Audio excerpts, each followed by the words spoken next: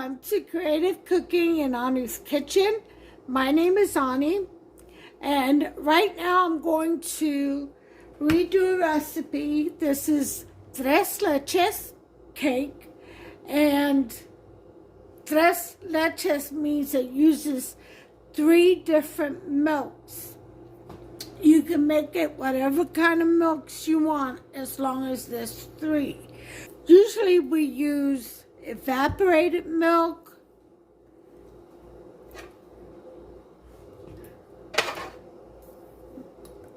sweetened condensed milk, and the third milk is usually coconut milk, but you can make it whatever you like. Right now I didn't have any more of that, and besides I'm making my cake an apple one. And so I decided to go with the Nestle's table cream milk. So those are my 3. Now the condensed milk you can switch out to Coco Lopez. Okay, that kind of a syrupy milk. So I'm making it an apple cake, as I said. So I'm going to use applesauce in with my cake mix. This is a store-bought cake that I'm going to make, a yellow cake, just plain old yellow cake. And I'm going to go ahead and follow the directions on the back and just make this cake as so.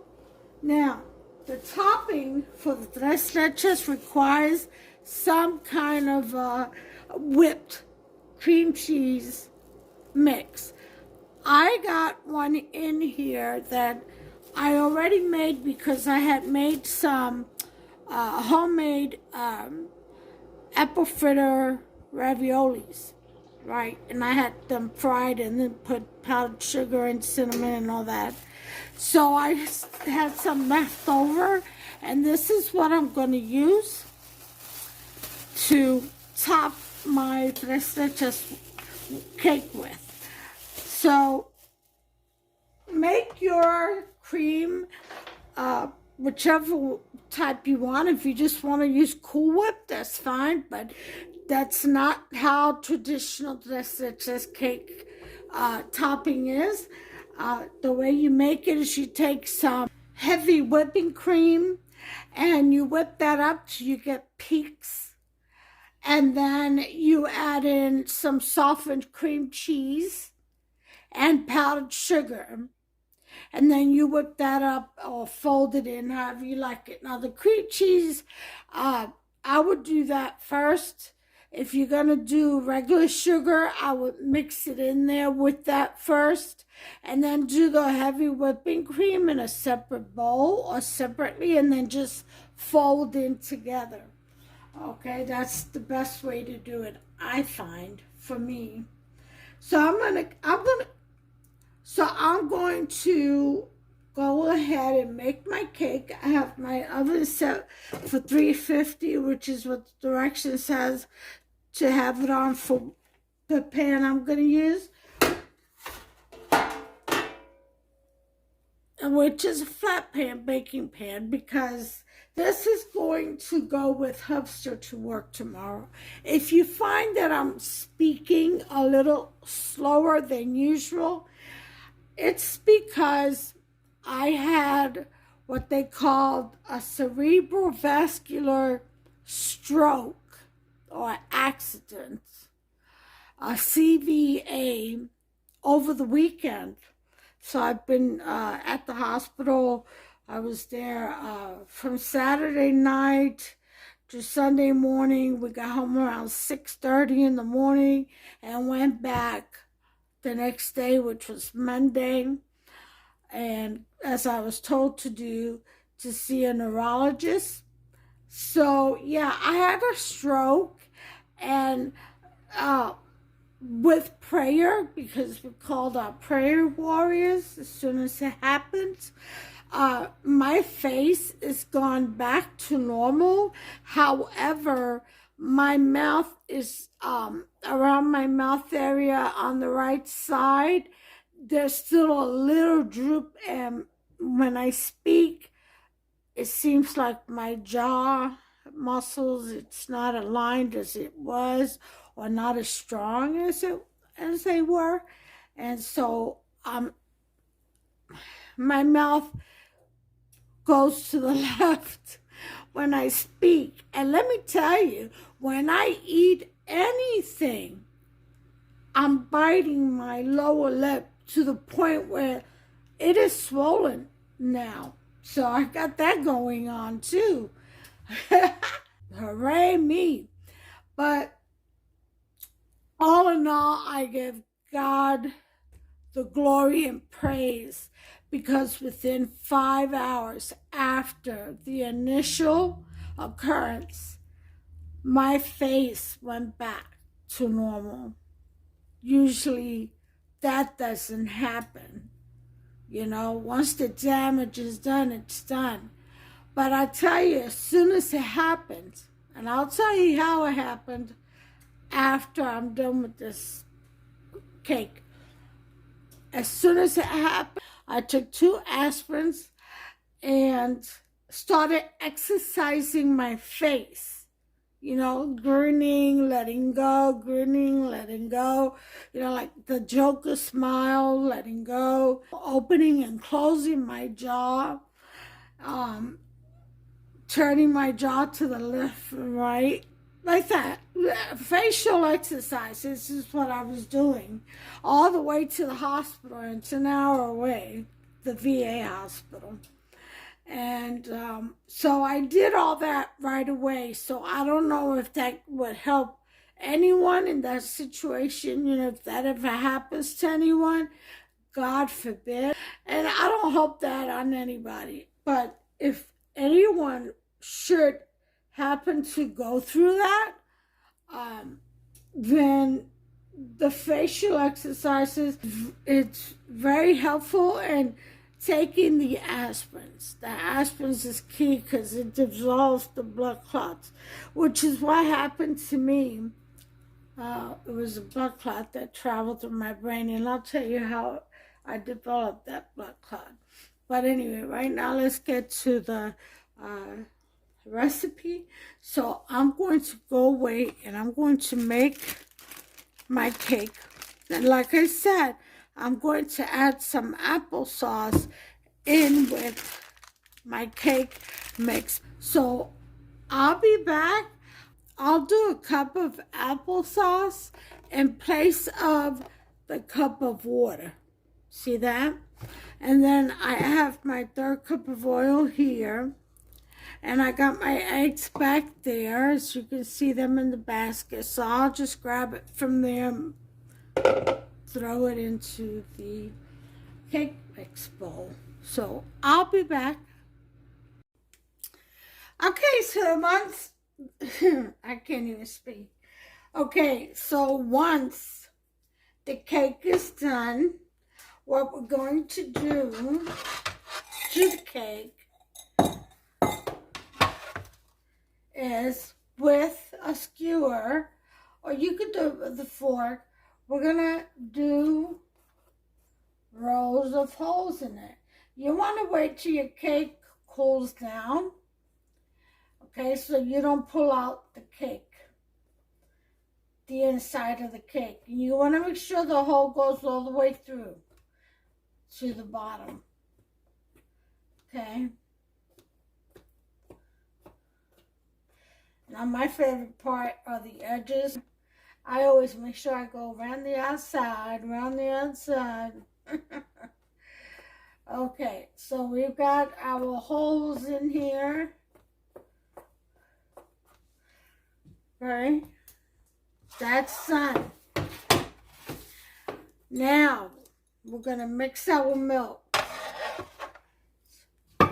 Open up the evap milk. Pour that in here. Next, the cream. Go ahead and pour that in there. Okay, enough on that one. Then we're going to do our sweetened condensed milk.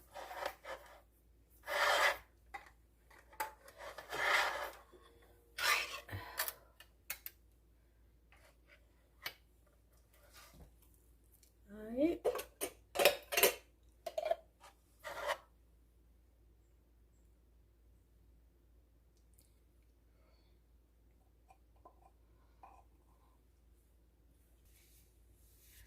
Okay, so now we mix.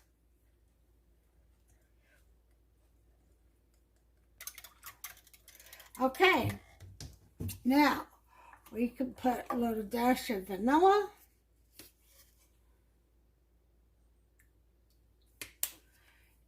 And apple pie spice.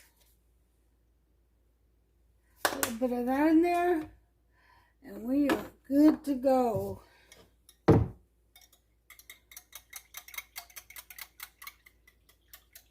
Now once you get this mixed in there real well, you're going to take a ladle.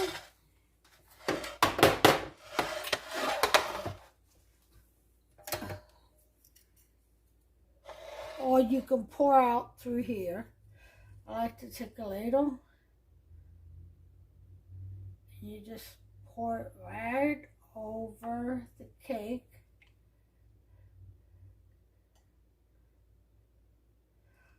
I do this first because with the ladle to make sure that I get every nook and cranny.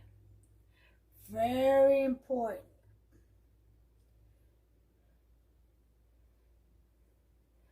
You get every nook and cranny first. Then you can pour freely.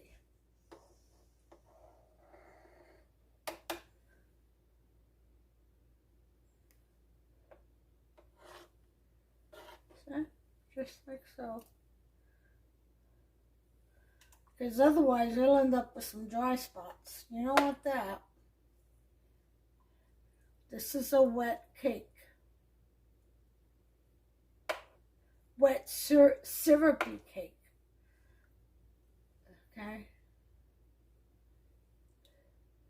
You ever put cake, you ever put milk on your cake when you was a kid or teenager? Oh, it was so good. I think that's where this idea came from. But this is even better because it's syrupy.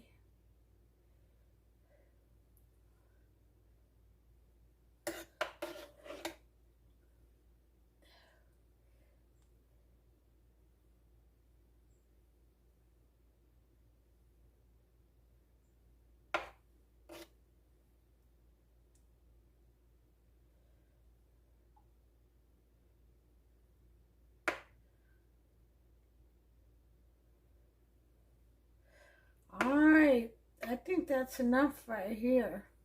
So, what's going to happen is this is going to go into the refrigerator.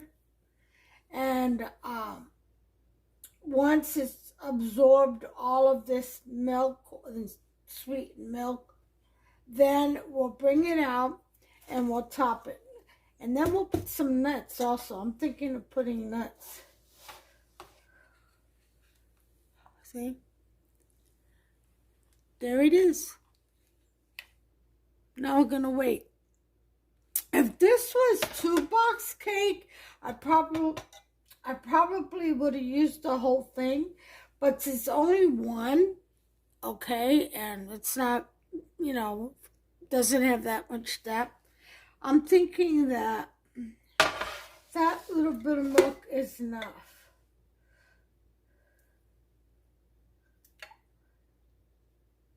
Otherwise, it would be too soggy. Okay. I think that's good. Okay, into the refrigerator. I'm going to cover it up. And into the refrigerator it goes.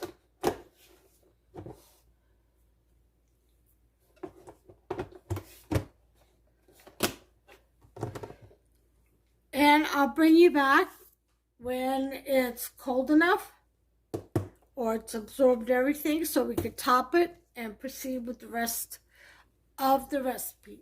I'll be back. Okay, so with a little bit of time in the refrigerator, as you can see, it not only just absorbed all the syrup of the 3 milks, but it's also real nice and gooey, as you can tell. We're going to spread our delicious topping, what I call my Chantilly. Okay.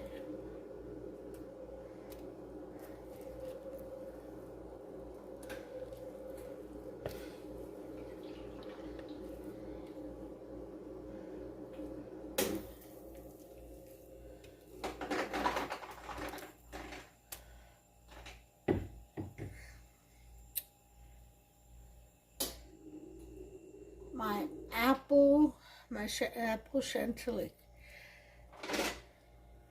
It's got pieces of apple. It's got apple pie spice, vanilla extract, and it is simply just delicious. It's got cream cheese, powdered sugar,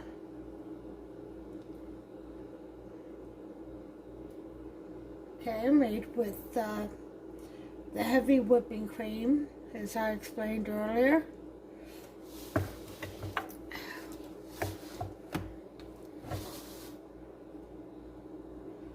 Ooh-wee.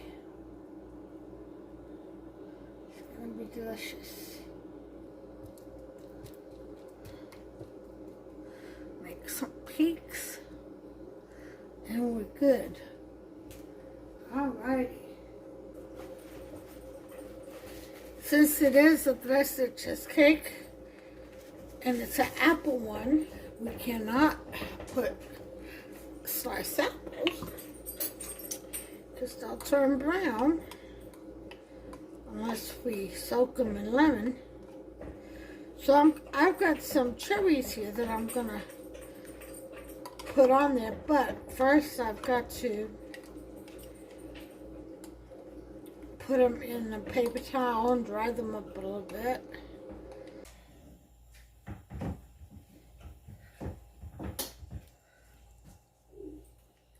Okay.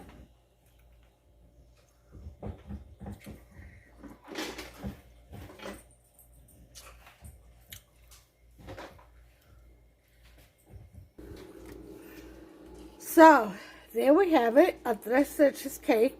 I'm going to cut a piece for me, and then I'm sending the rest to Hubster's work. So I'll be back with a plated piece of cake. Trés Leches, folks. I'll be right back. Here it is, folks. Trés Leches cake. Look at her. Look at that beauty. Delicious. I'm going to take a bite. First, let me show you. You see that syrup down there at the bottom of the pan? That's what you want to see when you cut into it. So I know this is going to be good. All right, let me stand you all up here.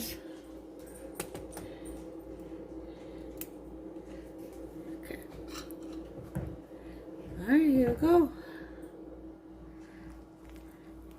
Oh my God, look at that moistness. Look at that moistness. Woo.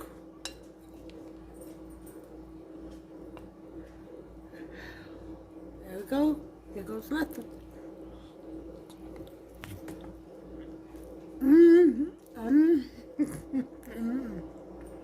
This is so moist, not too wet.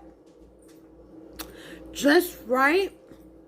The creaminess of the Chantilly topping and the moistness of the cake, the milks. Trés Leches, folks. This is apple. Apple Trés Leches. So good. Y'all have to try this. I've got to go plug in. So I'm going to say goodnight to you all. Please, if you enjoy this video recipe, please give me a thumbs up. Over to the right, there's a little notification bell. If you want to be notified every time I upload a new recipe, go ahead and tap on that. You can actually personalize it. And always, always, always take care of yourself and one another, okay? y'all bless you. Okay, so I'm back because I remembered I had promised to let you know how I gave myself a stroke. I'm gonna eat my cake while I tell you.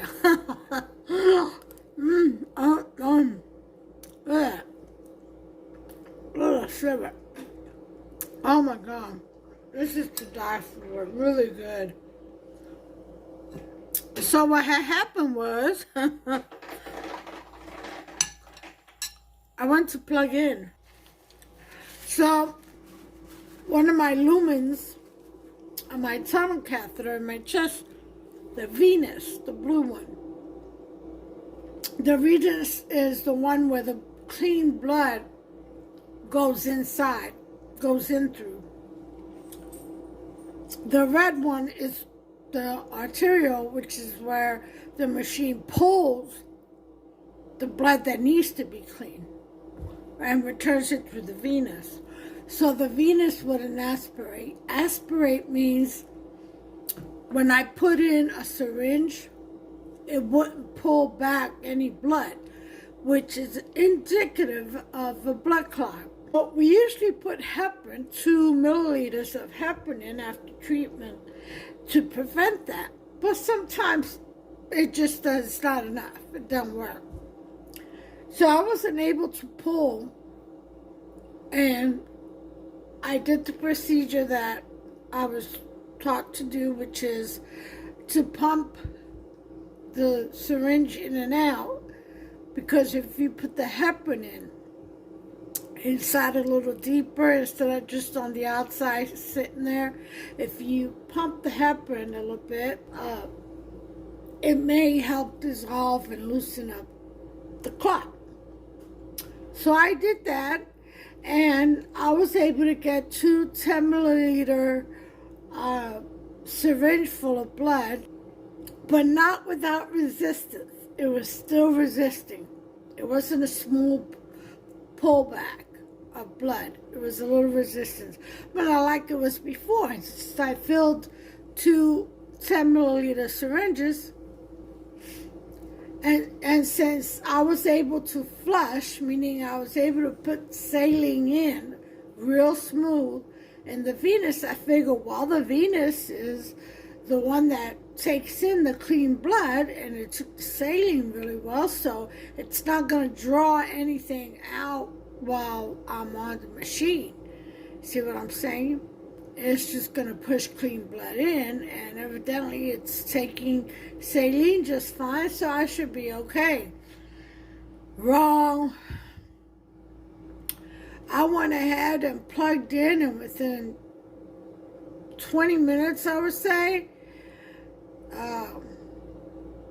my right arm got really numb, which is not unusual for me because I have severe stenosis on my neck to the right side, so it causes my arms to get numb. But this was a little bit different.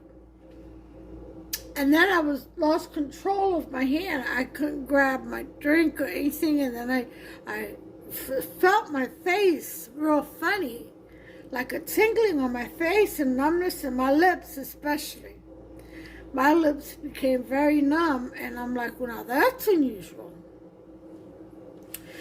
And then all of a sudden, it hit so hard, I cannot talk.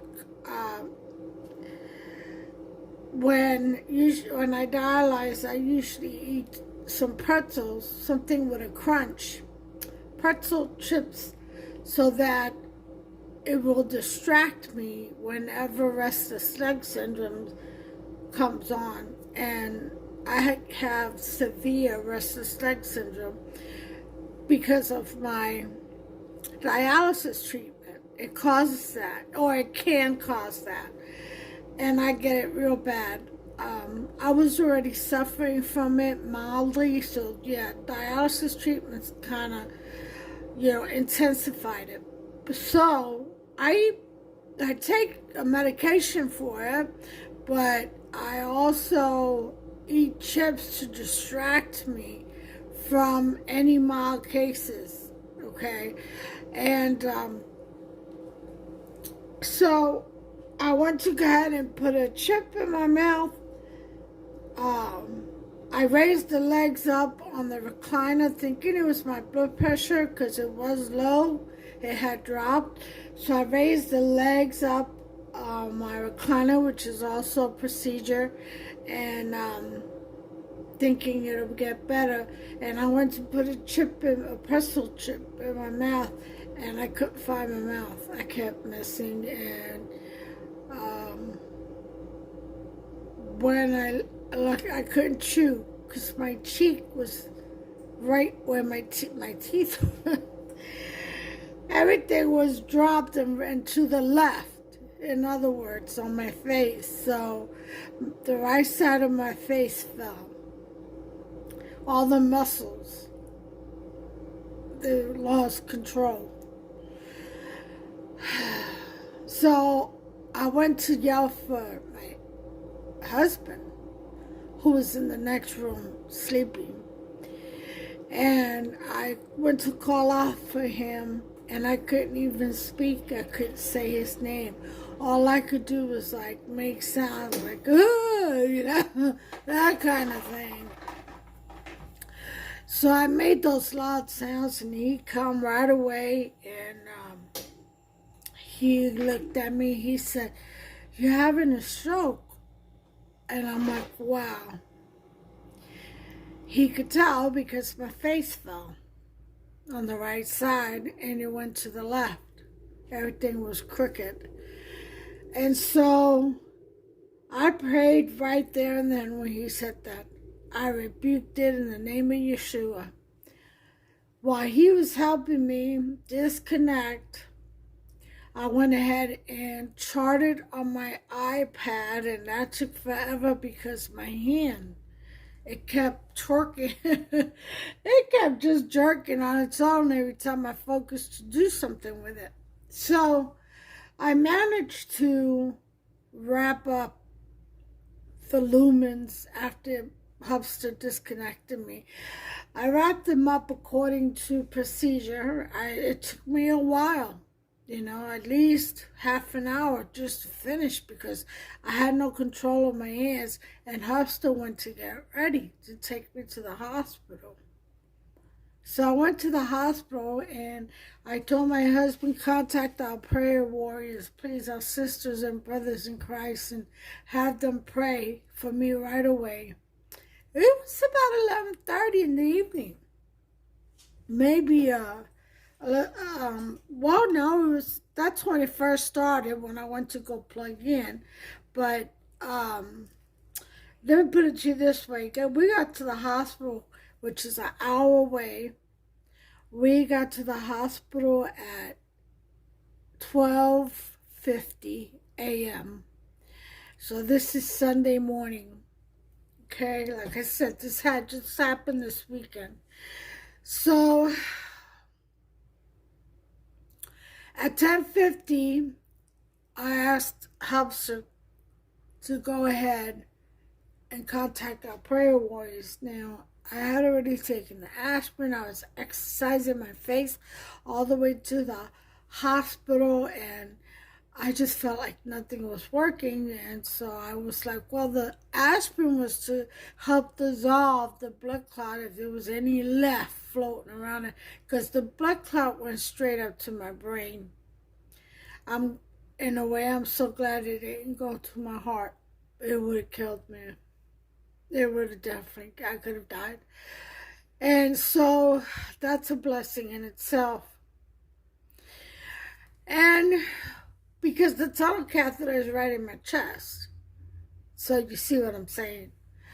But he contacted the prayer warriors, and I tell you what, I started getting better by the hour. By the hour. And I was in there for 5 hours, in and out. I had an x-ray done, CT scan done, and an MRI, and I was released within 5 hours, just a little under 5 hours. Glory to God. Yep. Glory to Yahuwah. So I was released on the condition that I would come back and see a neurologist, because neurologists aren't there at the VA during the weekend. So that's what I did. Hufster and I had an appointment Monday afternoon anyway with podiatry. So Hufster got off work just about an hour and a half earlier, and 2 hours earlier, and we drove out there and got there for my podiatry appointment. He was able to make his appointment for podiatry for surgery, and then we went downstairs to the ER, and still no neurologist, so we waited there forever, hours and hours at the ER. It wasn't as quick as the day before, I tell you what. But they did give me the MRI DVD, the scans and everything that I had done. They gave me all that, put it on a disc, gave it to me so I can go and see a neurologist. So that's what's next. I'm waiting for the VA Community Care Department to call me and set that up, because they have to refer me out. They don't have one at the VA, evidently. A neurologist, that is. Now I see a neurosurgeon, but that's for my back, but that's different. So anyway, adding another specialist to the list I am. Like I don't have enough. Jeez, I think I got all of them in the book. Everybody in the medicine community. Anyway, so that's what happened, and that's where I'm at. But listen, let me tell you, here's the miracle. You want to hear the miracle? My face went back. It sure did. My face went right back. The only thing left is a little bit on my mouth on the right side, and it's not noticeable unless I start to talk. Like right now, I can talk and it feels good. It feels regular. It's not over to the left or anything. And the more I talk, the better it gets, because I'm exercising the muscles. And I still do my facial exercises. My cheek, I exercise the cheek, like I was saying earlier. So anyway, things are getting better, and that was a miracle, and I praise Yahuwah for it. And he is good. I tell you, prayer works, and he's listening. He's there, and things happen, and I feel like I did that to myself.